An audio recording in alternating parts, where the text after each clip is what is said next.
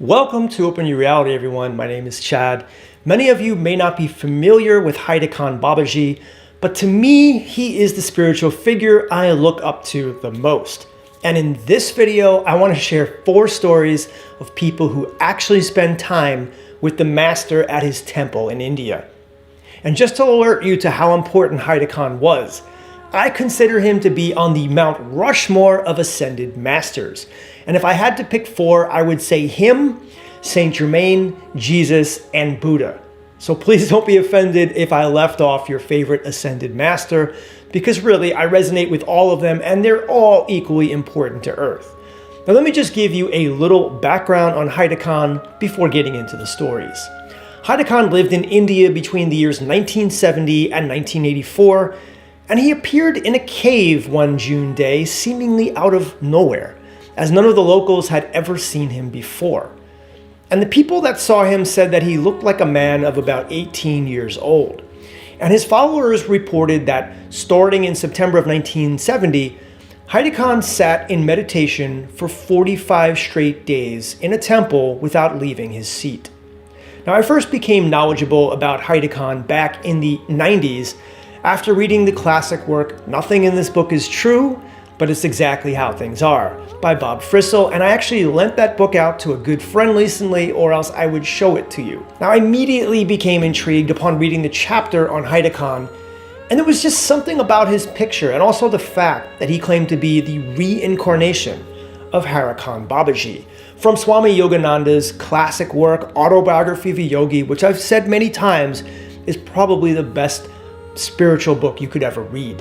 And in 1971, under sworn testimony, Haidakhan said in a court that he was the old Haidakhan Baba who was active in the same region from the years 1860 to 1922. And if he indeed is the reincarnation of Babaji from Yogananda's book, there is no doubting his greatness. And for those people not in the know or new to my channel, I made an entire video dedicated to the short life of Haidakhan Babaji, which you can watch right here.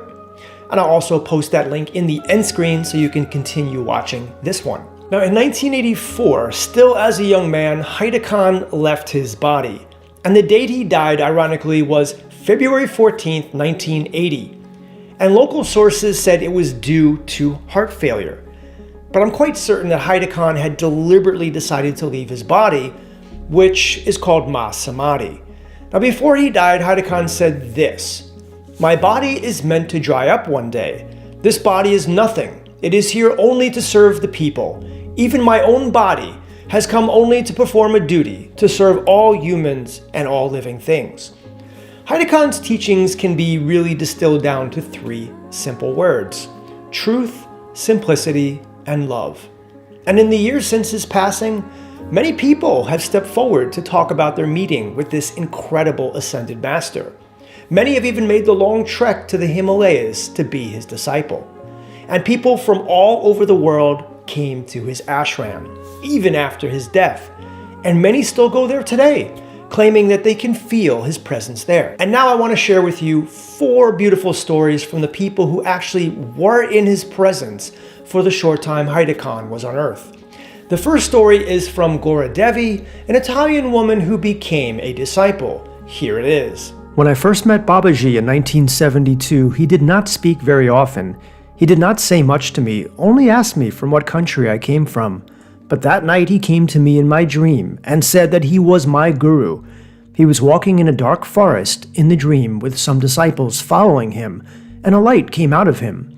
The next day he invited me and a few of my friends to Haidakhan, and I did not go back to my country for the next 5 years because I began to follow Babaji everywhere. I realized that he was my teacher. Whenever I looked at him, this light that I saw in my dream would come out of his body. Every time I had a thought, he could read them, and he was answering my every thought and feeling. The ashram in Haidakhan was not here at all in those times. There was only the temple, and we would sleep out in the open. Babaji would sleep in a small dooni where now the curtain hall is built. After 5 years, I had to go back to my country because I had no passport or visa anymore, and the police caught up with me. This was because when I saw that they were not going to renew my visa, I burned my passport, so I had to go back to Italy to get a new passport and visa. When I came back, I stayed for the next 8 years in India. After Baba left his body, I began to go back to Italy every summer. But even now, I love to stay in Haidakhan. It is the place in the whole world that I like to stay. It is my home, and it is a divine place. I feel Babaji's energy always, everywhere I go, but I feel it most strongly here. In Haidakhan, I never forget about him, even for a second. The next story is about a woman named Moren. It's told in the third person, so presumably the story was not written by Moren herself. Nonetheless, it's a good one, and here it is. Being creatures bound by time and space, our spiritual journeys often extend over many years, highlighted here and there by just enough memorable experiences to reassure us that, yes, we're still on track. Moren can no longer recall what prompted her desire back in the 70s to shave her head and move to the Himalayas. But since she was a young mother with 2 babies, she could not give in to this urge. In 1981, she read Autobiography of a Yogi by Paramahansa Yogananda and was so moved by the account of Babaji that she would have left for India on the spot, had it not been for her family. Instead, she set up a tent in her backyard and did a 2-week retreat there.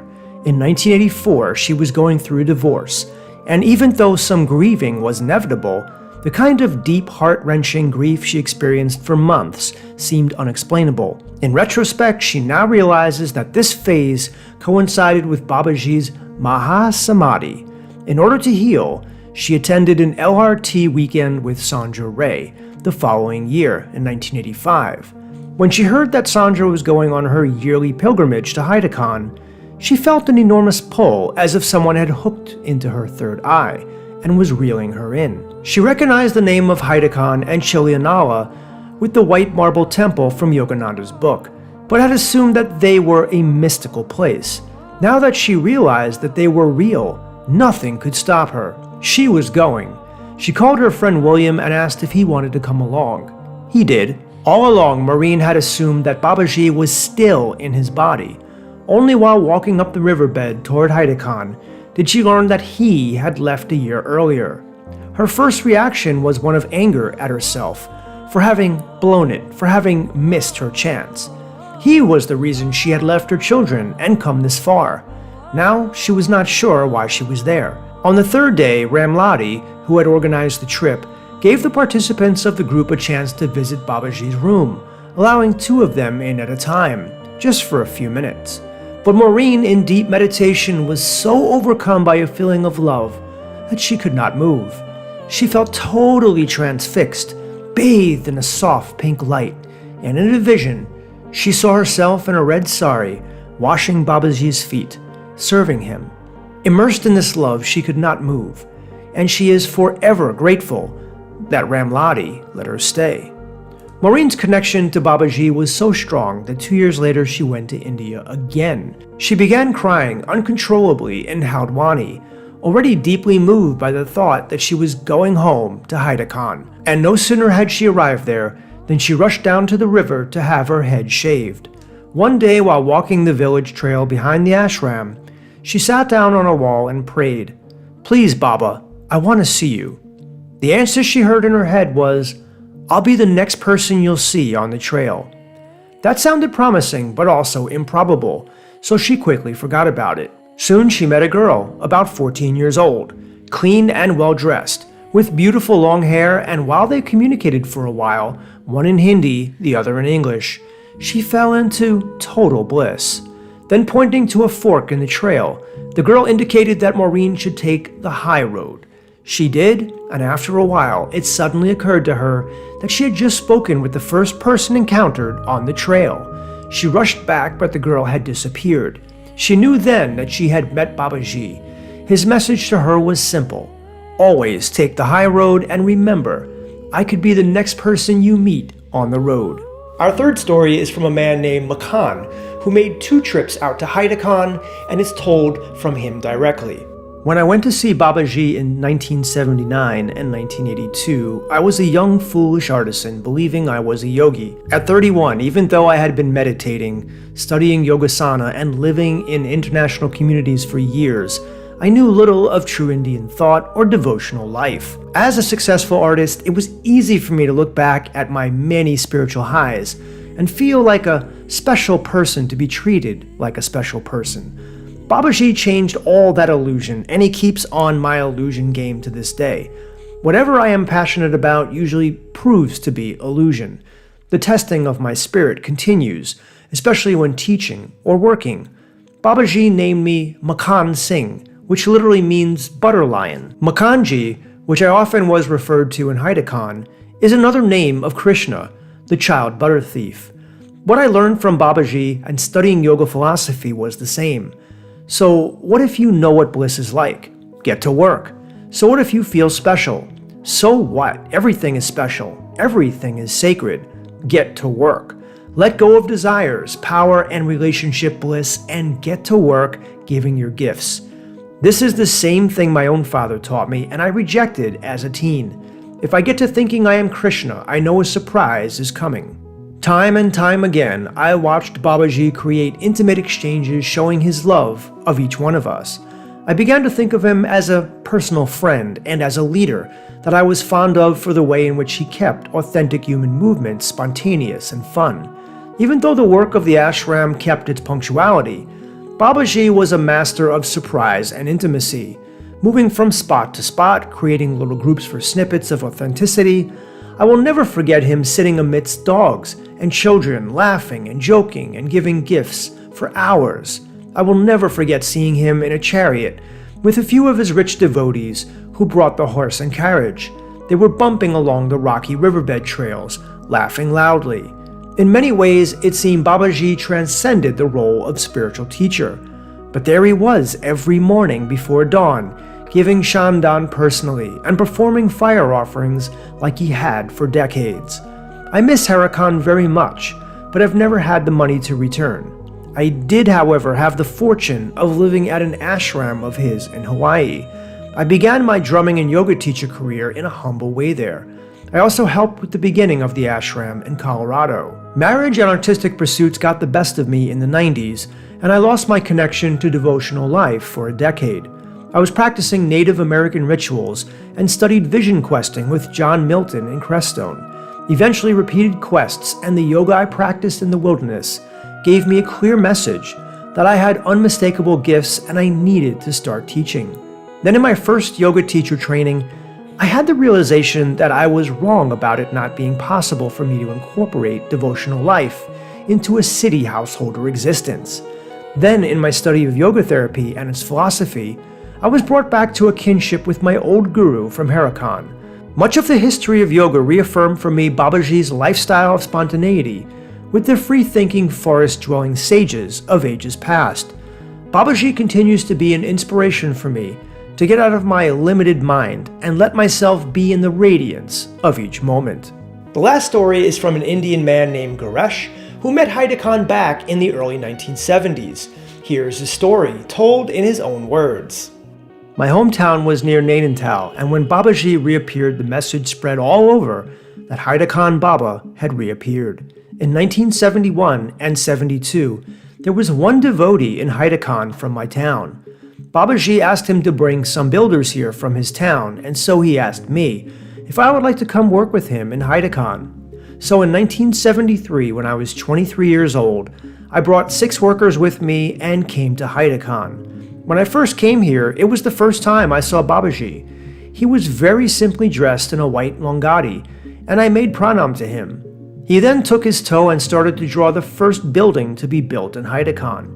He told me to measure the proportions, and that became the large sleeping hall near the temple. When I first met Babaji, I felt I met a great old relative. And then the next morning when I saw him, it was like seeing the moon with rays coming from him. So my soul realized that he was not a normal man or a normal sadhu. My soul recognized the light, and so I felt to stay in Haidakhan with Babaji. Babaji blessed me, and he liked my work, and he allowed me to stay in Haidakhan. After that first meeting, I accepted that he was the avatar, and my devotion grew. I became very close with Babaji. I stayed here all the time, and I have many experiences with him. Understanding that he was an avatar, I knew that he knew everything, the past, present, and the future. So all that was necessary was devotion. I had many experiences confirming who Babaji was. Many times I asked inside, and Babaji gave me many outward confirmations. One time I asked Babaji to show me a mother form, and he did. One time I asked to see Rama, and he showed me. Anything I asked, he showed me. I understand that I did not have to read a great deal or go elsewhere, but only to follow what Babaji showed us to do practically, and to repeat the mantra, Om Namah Shivaya. That is why he came here, to show us how to live, because everything we knew at one time is inside ourselves. So there is no need to go anywhere. We only need to surrender and follow God, because everything comes from God. Babaji is the Lord of this time. After Babaji left his body, I left Haidakhan because I felt different. I first went to my home and then went to a temple and stayed there outside under a tree. I decided to do nothing but meditation. I stayed there for 5 months. Every moment I felt Babaji with me. Many miracles happened. After 5 months, I had a dream about Babaji and I felt it was time to go back to Haidakhan. So the next morning I returned here and have stayed here continually, doing my karma yoga. I feel that Babaji is always present here. It all depends on your faith and devotion. Babaji only left his body. The purpose of this incarnation of Babaji was to show us, to teach us, to give confirmation to his devotees, and then he left. He comes for understanding, to give us understanding. His physical body has left, but if you know him in your heart, he is always here. His soul is here guiding us and taking care of us. I think it is good for people to come and serve at Haidakhan. I believe when you are coming here from so far away to give service to the ashram, you are giving a massage to Babaji's feet. I trust you guys enjoyed these stories. I wanted to make a bit of a different video today. You know, I think I'll always call on the name of Babaji when I look for guidance. And although I love the story and life of Saint Germain, I just really resonate with everything Babaji stood for and did. And by the way, I made an excellent video on the life of Count Saint Germain, which you can watch here. Now, Haidakhan was on Earth for a short time, and I certainly wish that I could have seen him in the flesh, though his mission was clear as he had this to say. I have come to guide humanity to a higher path. I do not belong to any particular religion, but respect all religions. I seek the elevation of all mankind. Well, thank you so much for joining me in today's video. If you got something out of it, please give it a like and consider supporting the channel at Patreon or PayPal. The links are below. I'm trying to keep afloat, and the support I get is allowing me to produce more of these videos. So to all of you who are currently helping out, you have my appreciation and utmost gratitude. And if you have any questions at all about Babaji, any of you, drop them in the comments section, and I'll see you all in the next video. Wishing everyone peace, love, and light. Namaste.